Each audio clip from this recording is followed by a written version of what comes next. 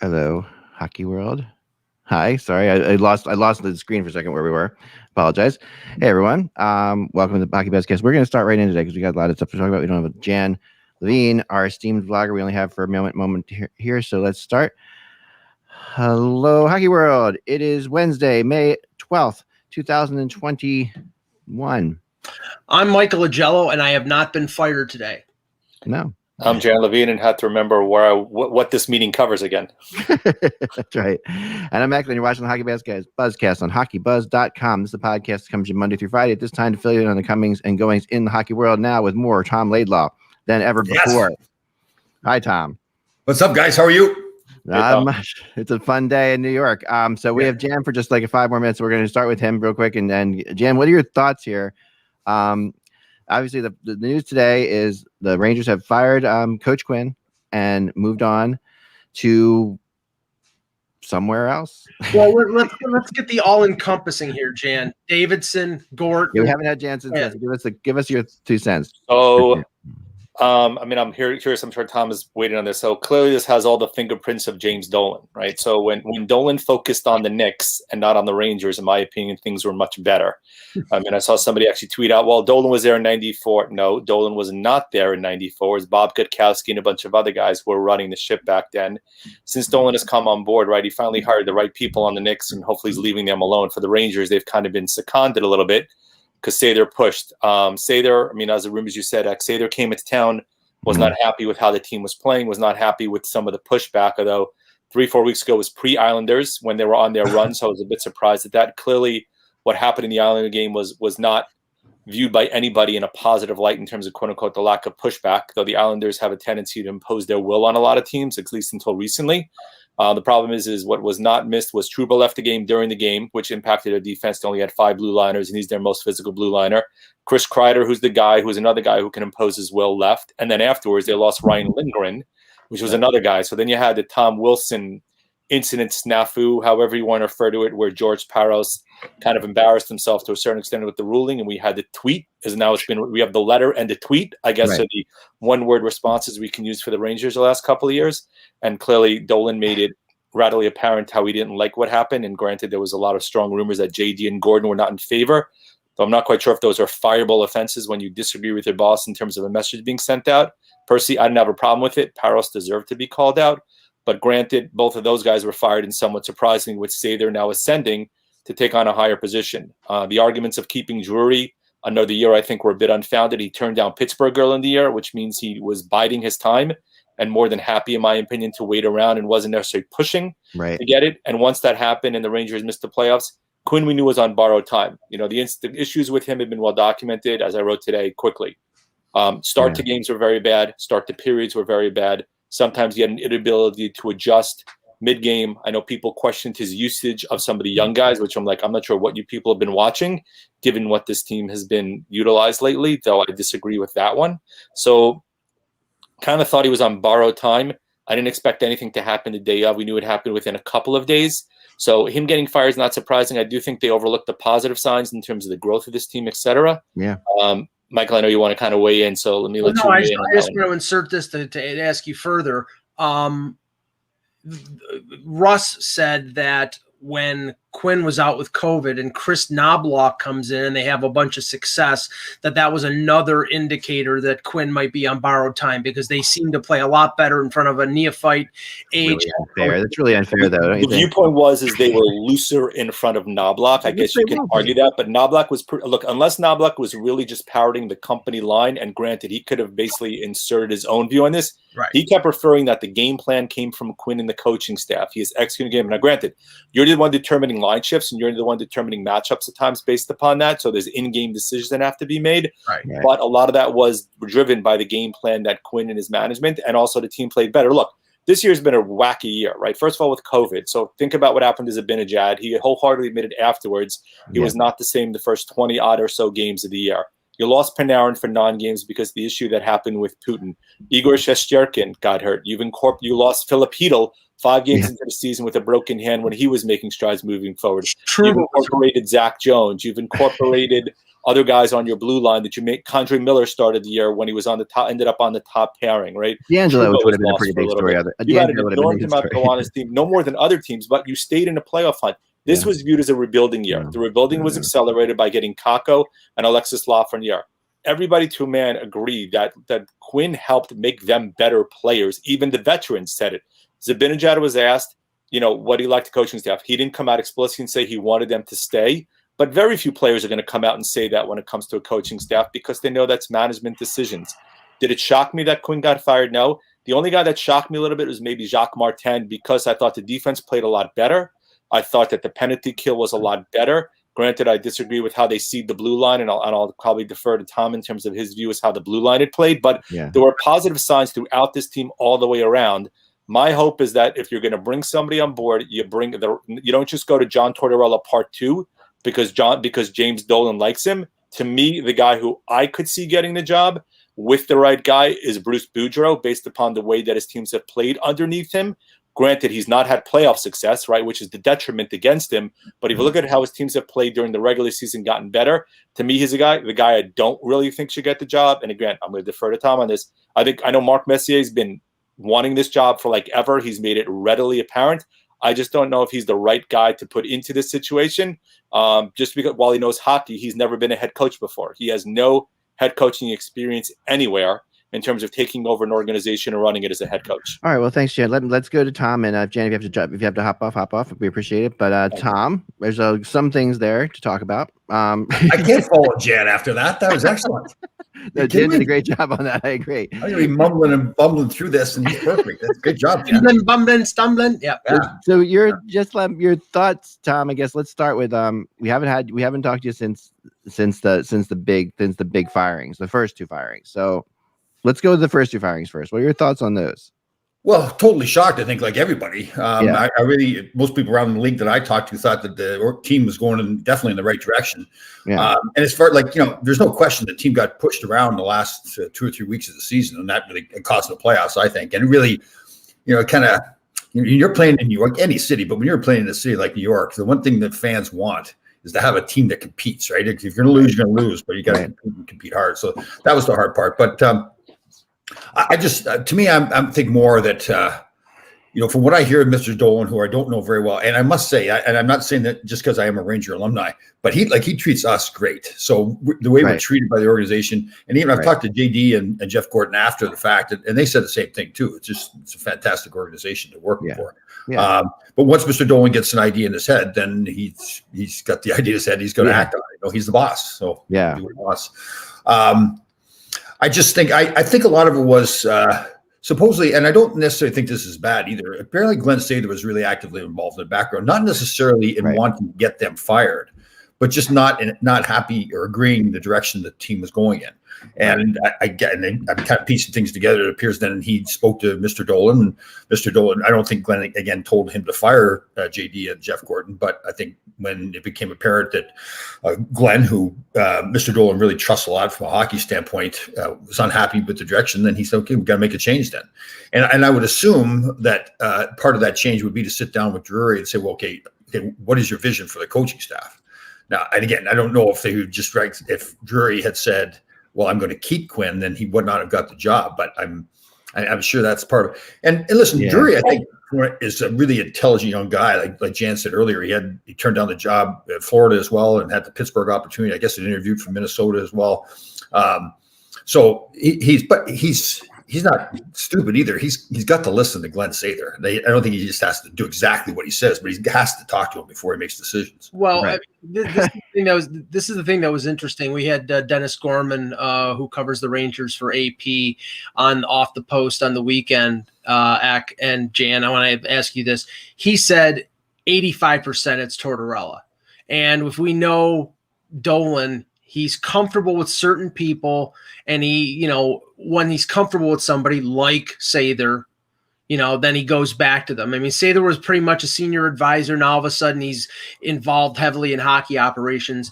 Dolan likes Tortorella, and now Tortorella walks away from Columbus. I mean, I think odds on it's Tortorella there. And I don't know if that's a good fit with all these young kids on this roster. Do you really think that's – and listen, I'm not doubting Gorman there for his comments, but – Right. Man, I just don't see that. The problem with Torts was MSG is a publicly traded company, right? Yeah. And he gets up there in those press conferences. I mean, the press conferences to me more was the reason that he got fired than anything, and that hasn't changed with Torts. Well, let me ask That's you a great point. before Jan has to leave.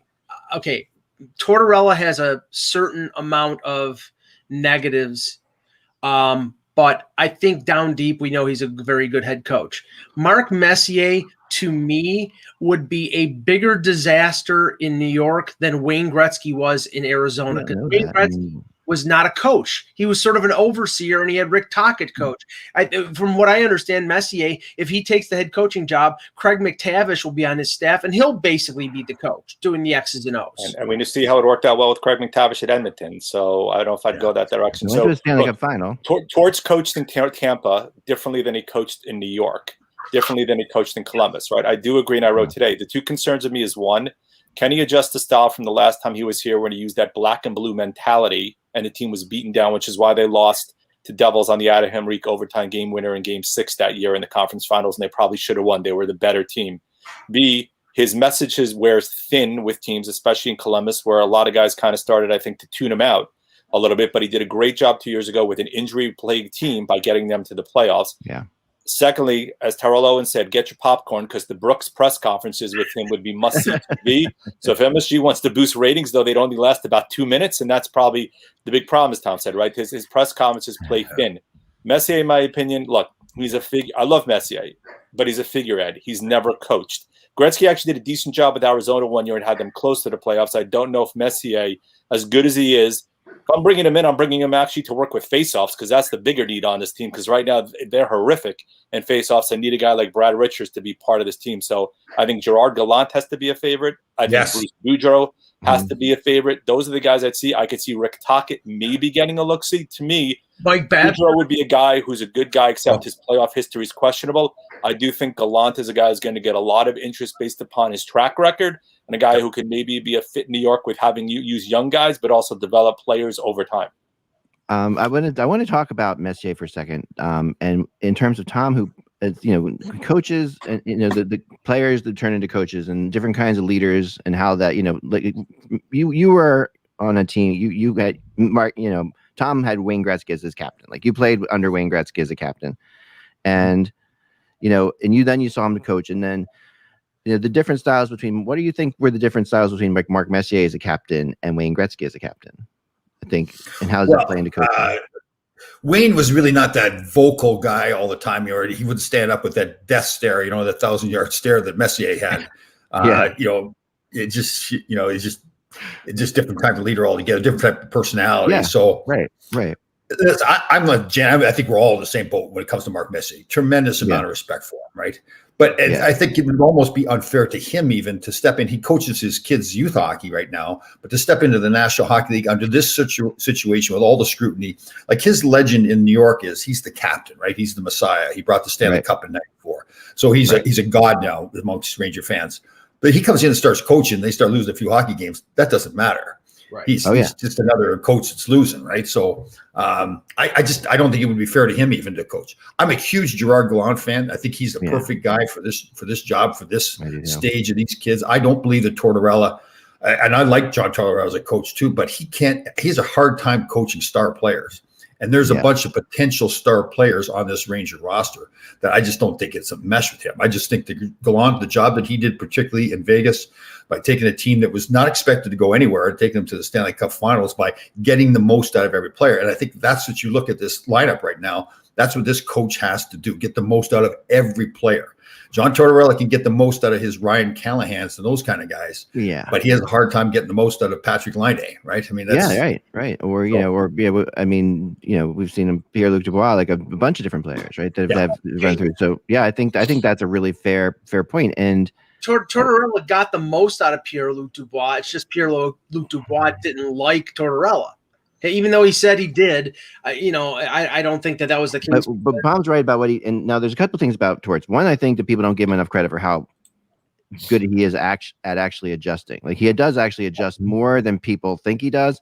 But at the end of the day, there is still the Larry Brooks press conference. Jan, you're 100% right. It doesn't matter how much you adjust. And personally, as a person, he's a great person. I mean, if people read all the stories about him as a human being, he's tremendous. I just don't think I don't think Motorola Park Dew in New York would really work. I just I don't think Mike Babcock is a great fit here either. He's not a good fit anywhere. He's not a good fit in the National Hockey League. Yeah, Tom's not a Babcock fan, and I'm with you, Tom, on that one, 100%. I think that the reality is, this is you're looking at like Tortorella will brings a whole different kind of attitude, but in a way, it feels like a step backwards right now. To me, if you're the Rangers, in terms of Gallant. The thing with Gallant, it's very confusing because I'm agreeing with you, and I'm kind of shocked that Gallant wasn't hired by Seattle yet. I thought that Gallant would be perfect for Seattle. Why wouldn't you have him if you're Ron Francis? Which makes me again get more into like the broad. Well, the rumor on that is Rod Brind'Amour to Seattle. Yeah, right, and I think that's really. But there's rumors also that Brind'Amour is working on getting his assistant coaches a raise and extension, and that's why he hasn't signed his yet. So yeah, it's hard to really tell what's going on there. But at the end of the day, Gallant has. If Brind'Amour becomes available, I would love Brind'Amour in New York. Let's put it that way. Yeah, if for some reason he doesn't stay in Carolina and he becomes available, that guy would be a great fit in New York. Yeah, he becomes and I think the Flyers would be in on that if that happened too. I think there's a lot of teams that would be in on that. So.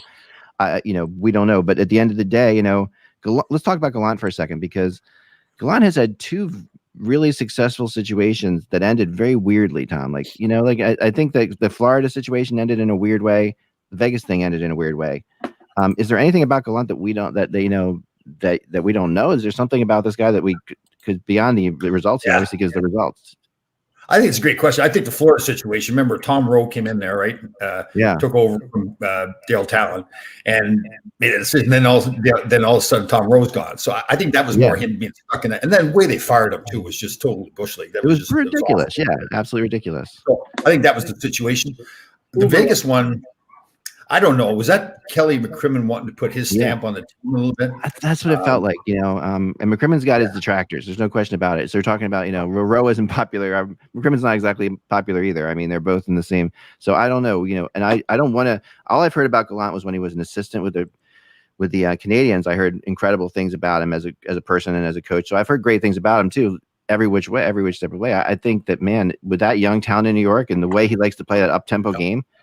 Yeah. You're right. I mean, that's again, like he was what I liked the most about Vegas was he took a bunch of players that throwaways, right? I mean, that's really what they were cast as, and he got the most out of them. And I liked his comments. Like every time they talked about the team, he wasn't talking about his strategies. It's up to the players. Like he made sure the players took ownership of their team, and he just put them on the ice. Obviously, he's doing a lot more than that. But I mean, as far as the public persona, it's your team, guys. If you go out and play hard enough, then you're going to continue to get ice time. If you don't play, and one thing I like too, he made it clear to them: listen, if you make a mistake, I'm not going to bench you. If you're not working hard, I'm going to bench you. But if you just make a mistake, then you're going to play. And that's what these young kids need. They need that reassurance. Yeah. And I'd tell you, I thought Quinn was a good coach. I really did. Yeah. I think he was the same coach. He made Zibanejad a way better player. He was getting Busnevich going. Look at all the players I thought that really prospered under him. Last year, before the pandemic hit, the Rangers were one of the top teams in the National Hockey League. They're playing that way anyways. I know. So, I mean, again, I hear the comments about the not getting the team ready at the start of periods, the start of the game. That's young players. You've got a roster full of young kids like that. They're just trying to survive out there. So, you can't underestimate. And James Dolan likes the big splash with the Knicks. Phil Jackson, and even most recently, I know that he brought in people to run the basketball operations. But Tom Thibodeau is a big name head coach. He likes big names. I would not doubt. I mean, even though the arguments are in favor of a guy like Gallant in terms of that young team and getting the most out of it, they all make sense. Boudreau could make sense. Even young coaches out there. Somebody was mentioning Lane Lambert or Chris Knobloch, who was the assistant coach or was the coach in Hartford. They could make sense too. But I get the feeling that Dolan is going to want a big name, and B, want somebody who will play the type of style of hockey that he is apparently and Sather want them to play. And to me, that's torts. So remember, see, Mr. Dolan really relies on Glenn Sather a lot for his opinion on who he's hiring.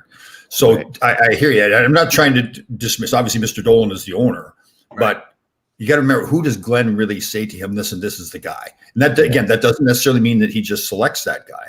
But again, we're forgetting about Chris Drury here too, right? I mean, they're smart enough businessmen to know that they can't pull the rug out from underneath Drury and make it look like he's not making a decision. I mean, he has to be involved in the decision, or else he loses all his credibility, right? Exactly. And he's a guy who won't stand for that either. Like, he's not going to be okay. He's not going to sit around and just let him, it's hard. He's not a puppet for sure, Glenn Sather, but like you said, Tom, he's taking a job, like everybody who's ever taken a job knows that you have to listen to people that are around you, that, that you have to pay attention. I mean, I remember Brian Burke, who's as rough and tumble and as independent as they get. I remember having lunch with Burke during the I think it was the Atlanta All-Star weekend. That's a long time ago. But I was having lunch with him, and he was at that time, the rumor was, is he going to go to Toronto? And he was with the Anaheim Ducks. And he would say, there's certain things I want to do, but I do have owners, I do have owners that say things to me, and I do have to, and he said, and he would say, and I can't say that publicly, I wouldn't go out there, I wouldn't go on a radio show and say, but the owner won't let me do that. There's no way I can do that. And he only went to Toronto after the owners gave him the okay to do so. So, I mean, I was following that back in 08. Yeah. I mean, so you have to, if you want to have a career in the executive part of anything, hockey's no different. You have to pay attention to the rule of, the line of command a little bit. But here's one factor. When Sather was general manager back in the early part of this century, he fired Tom Rennie and he hired John Tortorella. So there is a relationship. But he also, I'm sure, was part of the firing of John Tortorella. I remember John Davidson is great friends with John Tortorella. Yeah. So what does John Davidson say to John Tortorella right now? Right. Davidson's going to talk to him, and he's going to say, and Torts is a loyal guy too. Like, he might just say, no, I'm not going to the Rangers. He could just be the kind of guy just screw them. I'm not going to the Rangers. There's no way. Like, I'm not going to do that. Hey guys, let me ask, how long are you going to be on? You going to be on for a while? We'll be on until 2:30. But if you have to go, you have to go. It's totally fine. Okay. Well, I've got to take a call that would probably take me 10 minutes, but I want to jump back on. Jump back on. Right? That'd be great. All right. We'll be here. Right, okay. Thanks, Tom. Appreciate it. Yep. Well, let's go around some of the other stuff in the league until Tom gets back. Well, let's touch on the Kevin Adams and Don Granato press conferences in Buffalo today. And go ahead, Mike, fill us in. Well, I think the most interesting thing was, and Granato, he was limited to what he could say. He said there's a process here. I've talked to Kevin Adams. The process that we agreed to when I was made interim coach is still in place. So he's sort of locked into what they they're going to look for a coach, and I'm assuming this, they're going to look for a coach, and if they can't find a coach, then Don Granato is going to be the fallback. He didn't even shut the door as a possibility of him coming back as an assistant. So he's a class character in and out. Exactly, and I think everybody understood that now, which is why he sometimes stands out in Buffalo, and this is why some of the Buffalo people are like, okay, maybe we should look at this guy a little bit longer. Yeah, but in the end, I mean, I don't think they're going to, but I think and in the end, who the people who are going to hire him are the Pagulas and Adams. And I think, like I said, I think the only way he gets the job is if everything else falls apart. So now the other thing was this Eichel situation regarding the medical situation is basically they want him to rehab. Right. They that's the conservative approach. They didn't go into a lot of detail about the procedure, but the Adams indicated that the procedure that Eichel wants to have has never been performed on an NHL player. Fantastic. It's sort of like a disc replacement. And they deem that to be high risk. So they're looking at more conservative situations. I mean, I can only read this. If he has that procedure, trade value is nil, because everybody would be worried. Let me say something about that, Mike. Just continue. I'm sorry. Continue your thought. Sorry, I finished your thought.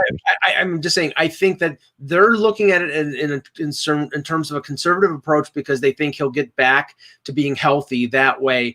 But the risk, they're talking about a window of time until I think they said early June, where they think that he could rehabilitate. And if it doesn't get any better, then they could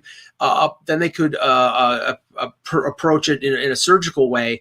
But then I think if he has a surgery in June, you're risking him being able to come back for the beginning of the season.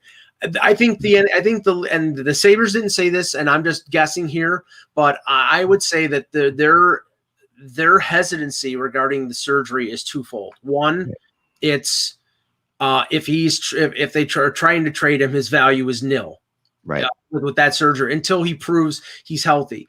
The other thing is if he has the surgery and it wrecks his career, they're on the hook for the money. Now there's insurance, but they're on the hook for, and with everything with the Buffalo Sabres, it's dollars and cents.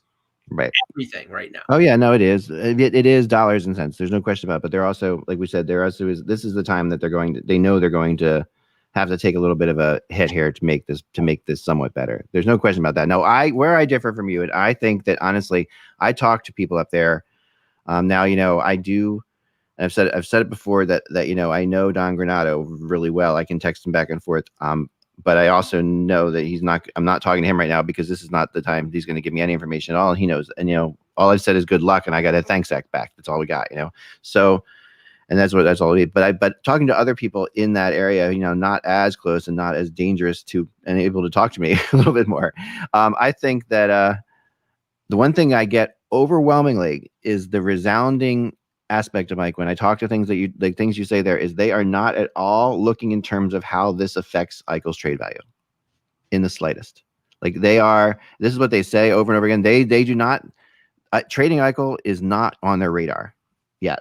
I mean, it might be eventually, but it's still even with the stuff that happened now, and that's why I checked because I said, I know in the past they've said that they had no, but with stuff that was said recently with this stuff, there's absolutely no way that they are trading Eichel right now from what I've heard. Well, because his value is diminished because of the injury and because of the bad season and because he only scored 2 goals last year. I get that, but and Adams indicated that Eichel has not requested a trade. But if they're not thinking about his value in terms of looking forward, they're delusional. He is more valuable to them. They feel than anything else. So that's how that's where they're looking at it. I mean that's his value is to them. I think the smartest thing for the organization to do is to keep him, is to reestablish his value. And then if you can bring in a coach that will be able to reach him and maybe get him to stay in Buffalo, that's great. But if by reestablishing his value, you increase his value on the trade market when you have to trade him, then that's the best case scenario too. But I don't know whether that's possible. We don't know whether he's going to ask out. He might say, I'm going to wait until we see who the head coach is. Well, I think he is going to wait to see who the head coach is. I also don't think, I keep wondering, there's going to come a point where he will ask out. Like we always say, he's not going to ask out. But there will come a point when, if this keeps going like this, of course, he's not going to spend his entire NHL career in a flounder.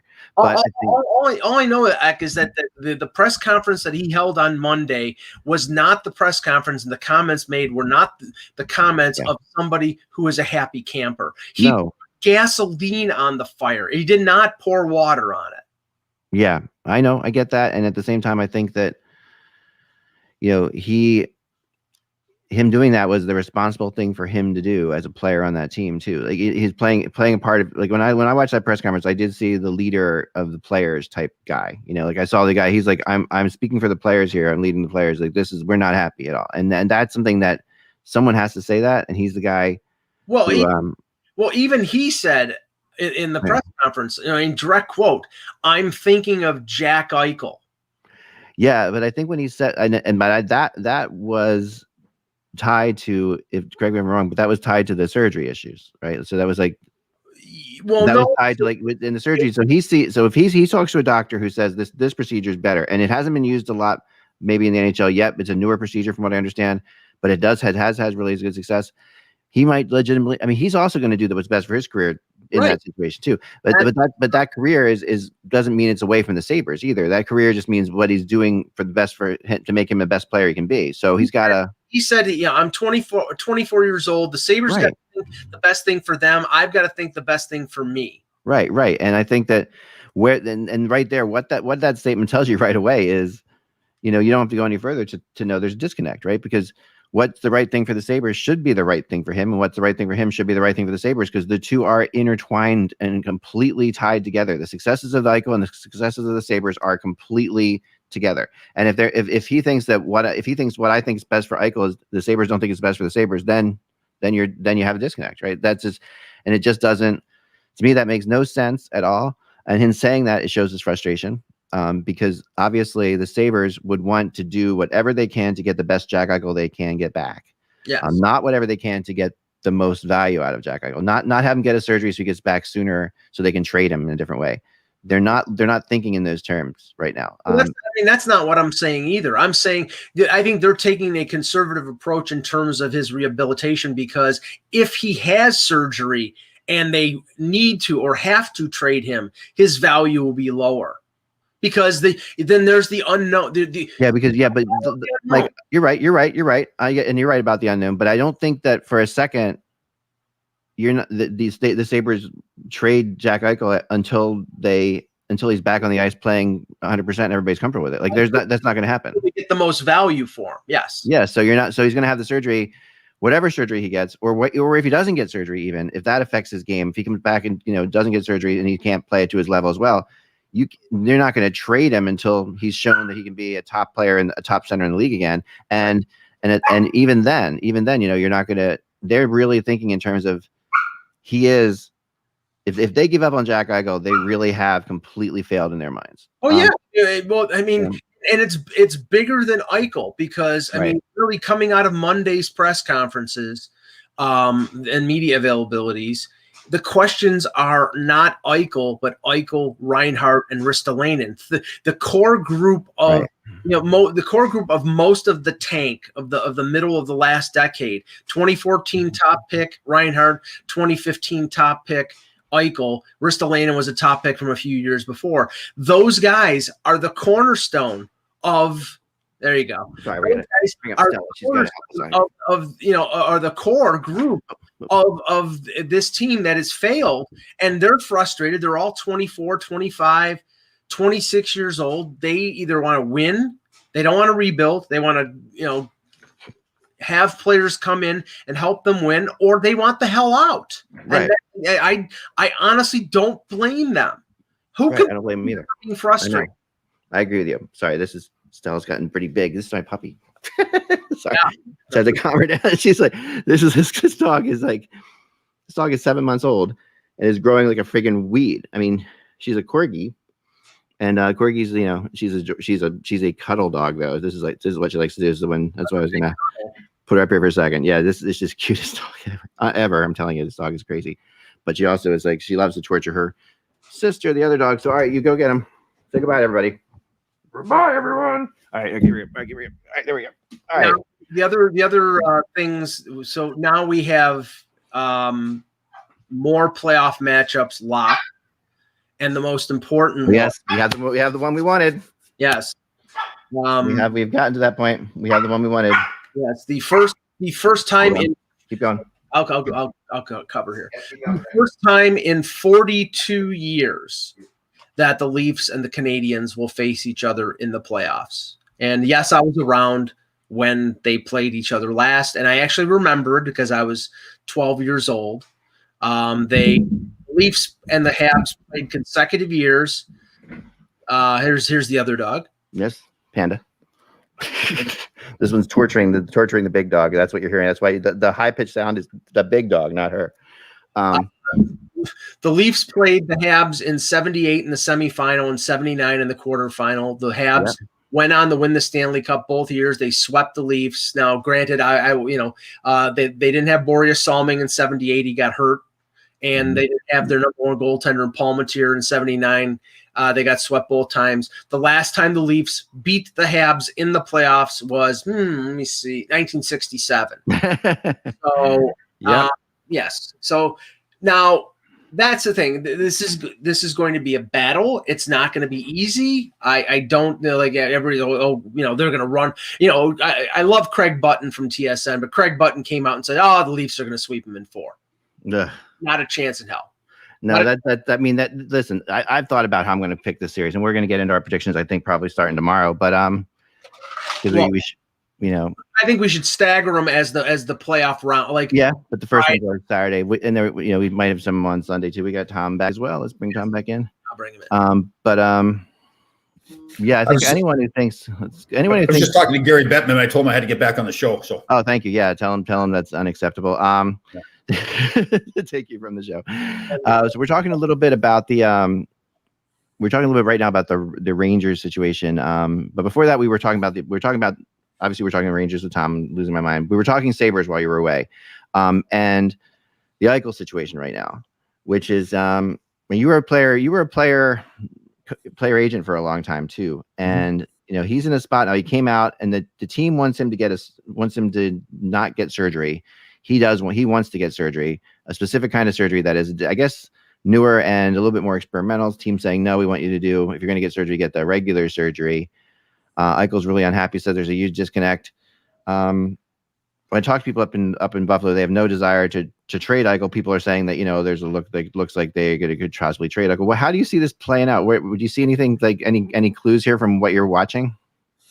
Well, I'm a little bit surprised that it's gotten as public with the neck thing, because there's a process. I got to think back correctly. There's a process there when the team and the player disagree on a medical treatment. There's a third party they can go to, right, to get a third opinion. Right. At least how it works. So there's a whole process. I kind of get the feeling, okay, is he, not that he is legitimately hurt, but is he using the situation to air his frustrations, to force a trade, or to get things changed in Buffalo, change the management of the way they operate things? Because, right. I mean, I tell you, I really, when you start asking for trades, it seems like it's a thing to do now. I mean, Aaron Rodgers is doing it. I mean, all these other sports, they're all doing it. Man, you run the risk if they don't trade you. I mean, then now you're stuck with in Buffalo already, Mike, better than anybody. I mean, the fans aren't too happy with the way things are going, and your star player asks for a trade, and the team says, we're not trading you. And you got to stay here. But it makes it kind of tough on the player. Yeah, I mean, it's not exactly a happy camp in Western New York right now. I mean, he's not asked for a trade. To be clear, he has not asked for a trade. Yes, at least we know of. I mean, from what I'm talking to people, I get the impression that he's still trying to make his statements are more about we need to fix this now again, But eventually, he said that for the last 3 years in a row, so it's got to be getting a little tiresome for him, Well, and the thing is, it's not a disagree from what I understand from watching Eichel's media availability and then watching Adams today. It's not a disagreement over what surgery he should have. The team, the medical people for the team are saying, take the conservative approach and rehab, and he's saying, I want surgery. He wants to get surgery done now so he can get back and recover and be ready for next season. Right. And they're sort of like twiddling their thumbs because they want him to rehab and try everything besides surgery, and surgery would only be the last the last resort. And now he's consulted a second opinion, and I guess the procedure is that they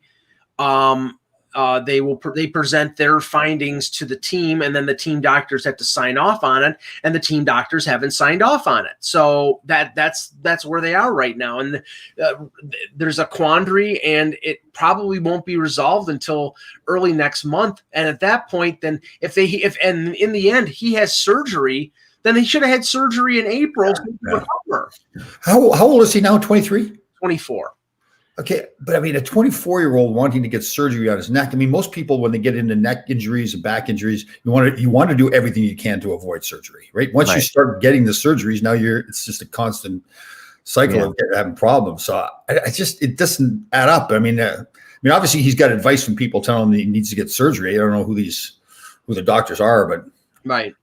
Yeah. Now here's a question. Someone in the chat room asked this, and I want to know the same thing from you, Tom. And because I was talking to people, I don't think that if he'd won surgery, I don't think the Sabres can technically stop him, can they? No, that's untrue. No, they can't stop him. No, not at all. Yeah, go do it. And I'm with Mike. If that's the case, then why hasn't he done it already? Well, okay. Let me. Okay, and every contract is different, but I'm sure that the standard player contract has certain commonalities in it. And if you remember, Jared Cowan, who played for the Leafs, he was traded from Ottawa to Toronto. This was during Lou's time in Toronto. And he went ahead without team permission and had surgery. And they vacated his contract, and that was upheld by the league. So he cannot have surgery unless the Sabres – he can go ahead and do it, but they could terminate his contract if he did. Well, they're not going to terminate Eichel's contract. Yeah. Eichel would be happy. But you're right, though. Yeah, you're right. And I think that's more of a CBA issue. Because a standard player's contract could not change the language on a standard player's contract. You can add an addendum to it for any kind of bonuses when players are eligible and that, but you can't change the language of the standard player's contract at all. But, that seems almost not inhumane, but just flat out, unethical to be able to not be able to do that, to be able to tell a person that they can't have surgery that a doctor's recommending.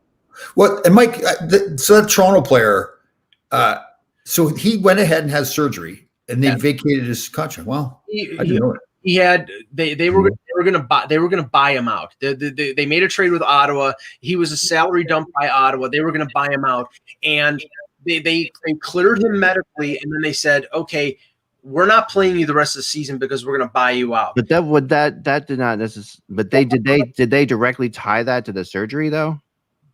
No, but okay. Their medical staff cleared him. He said, "I'm going to go and get surgery." Okay. Didn't have their permission because by him having surgery, that locked him in for the last. Oh yeah, I got you. I get what you're saying. They couldn't buy him out, right? They couldn't buy him out. That does become dicey in that situation. That sounds like an arbitrator situation there. Yeah, so that's not just a player go ahead and get. There's also the tie into the buyout, right? So he was told they were going to buy him out. Yeah, because the perception is now he's doing that just to avoid the buyout. Right, which is kind of nuts, obviously, to get surgery in any situation to avoid something like that. But there's a lot of money at stake, and this is guy didn't have a long career, so I see what's going on. That makes some sense.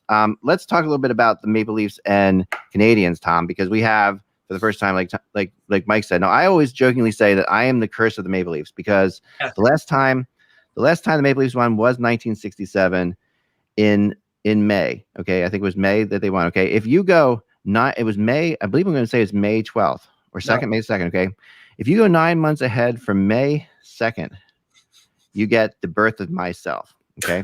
So my existence on this planet is the last thing that, May 2nd, 1967, you go 9 months ahead from there, you get right around the time that I was born, which means that I was conceived right around the time the Maple Leafs won the Stanley Cup last, which means that therefore I have this, I'm the one who's the curse of the Maple Leafs. No, Tom. So is there any tie? Like your parents are celebrating the Stanley Cup victory? Is that what it was, or what? My dad was a Red Wings fan, so I'm guessing not.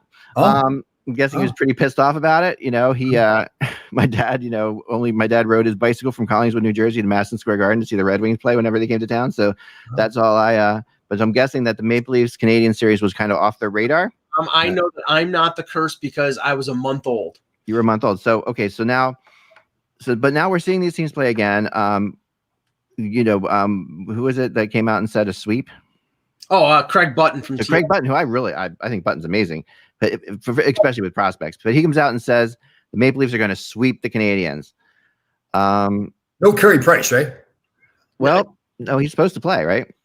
He's leading. He's I don't know if he's going to get into their last game is tonight against Edmonton. I don't think he'll play, but it seems like they're ramping him up towards starting. Yeah, and because he had another week still to go from that. Okay. He's already skating with the team. So I think he's playing. Granted, they're going to keep around. And Brendan Gallagher and right, Gallagher's coming back too, which is also that's a hugely important player for them. So. Okay. And then beyond all that, I mean, when you watch these teams play, right, like they played a few weeks ago, it doesn't look like the Canadiens can stay with the Maple Leafs. Like, there's no question about that. Like, no one on the Canadiens can stop Austin Matthews. Just flat out, no one can stop him. But okay, now we're going to test to see how much tougher the Toronto Maple Leafs have gotten, right? I'm not saying that Montreal's a really tough team, but there are more, Shea Weber's there; he can pound people. Yeah, yeah. So. Like if Montreal smart, that's the card they have to play, right? They obviously have to skate with them, but they have to pound them too. And now, okay, is Austin Matthews going to accept that? Is he going to fight through that? Is Mitch Marner going to fight through that? How much of a role does Simmons play there? Does he give them, make them play taller and harder?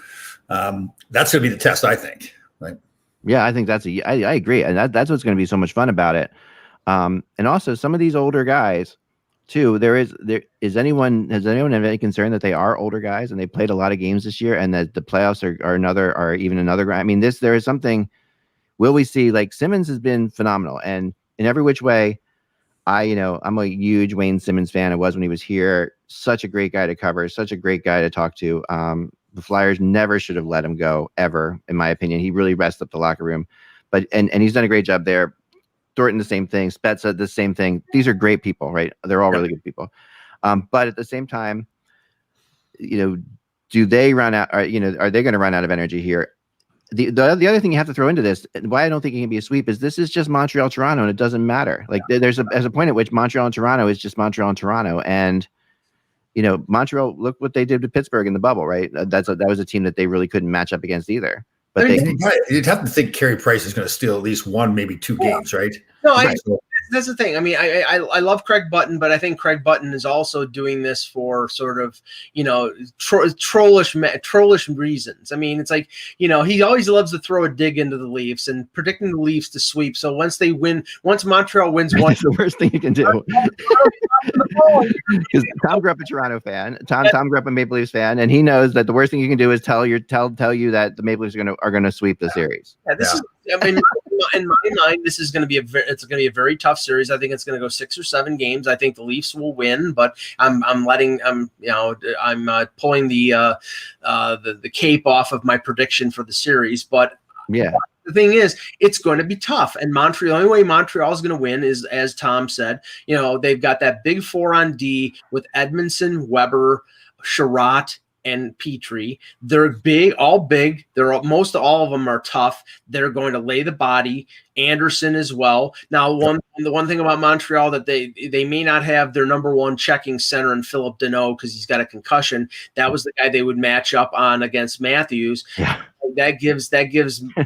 And I think Montreal is weak up the middle. That's what I think is going to be the determining factor in the series. But it's not the best centers in the league on one team and the worst centers in the league on the other team. I mean, it's not going to be a cakewalk So I'm sorry, it just won't. Well, and I know you talk about the bigger guys, but Gallagher, although he's not big, I mean, he plays a big game, right? I mean, you look at him in the lineup all the time, you go, oh, God, I got to play against that guy. So yeah, he's a mean player. Tom, how old were you in 1967, and do you remember the Toronto Maple Leafs winning the Stanley Cup? So I was born in 58. So I was, what's that make me 9 years old? You were 9? I do remember that. Yeah. I do remember. Well, I mean, you were a fan, obviously. How far outside of Toronto did you grow up? Yeah, about 25 miles. We had the old black and white TV every Saturday night. We sitting there watching Hockey Night in Canada. There's nothing that beats it. There's nothing that beats Hockey Night in Canada. I will say it over and over again. I mean, they are the best. They're the best broadcast on the planet. I love them. I've got friends there. They sent me a Hockey Night in Canada jersey and a Hockey Night in Canada club polo shirt. Awesome stuff. I tell you what, I remember when they lost the rights to the song. I was devastated. I was like, how can they not have the song for Hockey Night in Canada? And SN beats it into the ground because they play it after every period. Yeah.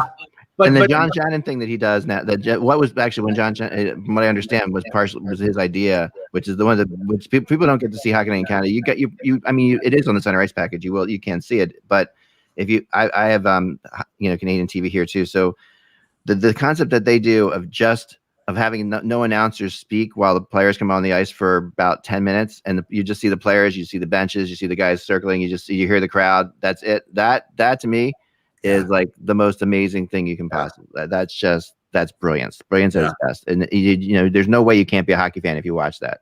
Yeah. I mean, and in Montreal, like what they do with their Montreal opening thing that they do with the Coldplay song, the Fix You song, and all that stuff. Oh man, it gives you chills. It's incredible. The only sad thing about this series happening this year is that no fans in the stand, very little fans in the stands. Right? I know, and it is really rough. And even now, like thinking that Montreal has to play Edmonton tonight in a meaningless game. I mean, that's just without any fans in it. I mean, do we really have to do this? Is the NHL? I mean, what are we just trying to see if they don't get guys hurt? I mean, what are we trying to say here?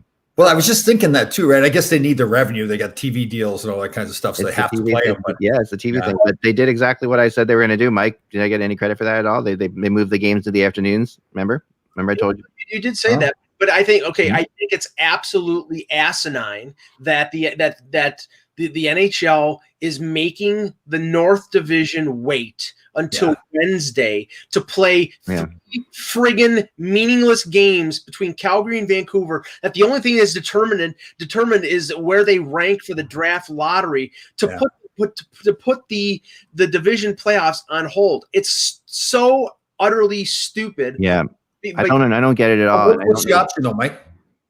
Well, the option would have been to forfeit the games. They're meaningless. Yeah, but for TV though, they can't do that. They have to. Tom, There's bonuses involved, and there's all sorts of things too with players. Yeah. I mean, yeah. Go ahead. There'll be 6 people watching those games. Yeah, well, I agree. No, I agree with that. But I don't know if they've got a choice really. Right? Probably Hey, what's the best series in the first round then? Yeah, that's a great one, and I love that. Go, Mike. I'll eliminate Toronto, Montreal for my bias, and I would say the best one could be Florida, Tampa. Ooh, nice call. Florida, Tampa, and my runner-up might be Boston, Washington, because you've got the Chara aspect in that series where, Chara was there for over a decade, and now he's playing for Washington against the Bruins. I mean, I'm anxiously awaiting the first time Brad Marchand crosses into the crease and Chara low bridges him. And they call the Orkin man to pick up the remnant of that rat. It's pretty awesome that we can sit there and say that the Florida Panthers and Tampa Bay Lightning is the best series in the first round. It's I mean, that's to me as a proponent of hockey in the Southern United States. That's an amazing thing to me. But I don't. And even though I will be watching every second of that series, regardless of who else is on, I think the best series is going to be Colorado and Minnesota. I think that is such a war of a series. Those teams are just crazy, and that's set, right? They're set to play each other now. Mm-hmm. Yeah. So that I mean, Minnesota is so much better. Yeah. I mean, can you imagine? I thought about this. Remember they were in the Central Division until a week before when they flipped. They flipped with Dallas. The whole idea was Dallas was going to be in the West and Minnesota was going to be in the Central this year. And then Minnesota complained about it, and Minnesota ended up going to the West, and Dallas went to the Central. Where does Minnesota finish if they're in the Central? I thought about this. This is where would they, and where does Dallas finish if they're in the West? Let me check their records. I mean, we know, but obviously it's impossible to say point wise. You can look at points, but who they played, you put Minnesota now playing the teams in the Central Division versus playing the teams in the West. Minnesota had 75 points. Dallas had 60. So right. Minnesota would be in third place in the Central, tied with Tampa, and Dallas would be in fourth place, 1 point ahead of St. Louis, but St. Louis has got 2 games left. Yeah, but of course, since they only play teams from their own division, those points are really meaningless. I mean, the thought process is which division. Out west, you do get the benefit of playing against, the California teams who were struggling. Here in the East, Columbus struggled, obviously, and in the Central, Columbus struggled, Chicago struggled, and Detroit. But these are good. They're still pretty good teams. I don't know. I think Minnesota could have won the Central, to be honest. I think that that's how good they are. So that's why I think this Colorado, just looking at them play, this Colorado Minnesota series, for that to be the first for one of those teams to be going out right away is really tough. That's how you have to ask yourself, what's the team that has the most to lose here? You know who I'm looking forward to watching? Carolina and Nashville. I know, me too. To me, Carolina, I figured Carolina would make the playoffs. I didn't think they'd win the division. I thought that was Tampa's to take. And Nashville, I was critical of Nashville all year long, but they finished pretty strong, right? They were 7-2-1 the last 10. There's the team that might answer X's last question. Which team has the most to lose? It's Carolina if they lose to Nashville, because you've got Brendan Moore on the last year of his contract. Does Dundon pull that contract if they lose to Nashville? It's very possible. Yeah. He's a little bit of a wild card, right? I mean, he's definitely a big bit of a wild card, I would say. Yeah, and I think you're right. I mean, that is not going to be both those series are. If the NHL couldn't have scripted better to have those because you're getting the North Carolina Tennessee rivalry, which is a great rivalry, and they've always wanted them to have a rivalry, and they never built it up because they never were playing in the same conference. But now here they are playing in the same division. You get a chance to see those two teams, and you get the Florida. I mean, that could not have come together nicer for the NHL. And I think it's going to push, in a way, it could push them to consider keeping those 4 teams together in the future in the division somehow, finding a way to keep those 4, because I think those 4 teams should be together. I think that, that's good. If you still at Atlanta, you that would have been an amazing thing too. That's the Southeast. But anyway, we're out of time. Thank you so much, Tom, for jumping on and giving us exactly what's going to happen with the Rangers. You can, if you didn't hear what Tom said, you have to watch it later. Again, the replay. But that's right. Exactly what's going to happen. There's no question about it. Remember, without the buzzall, it's just hockey. We will talk to you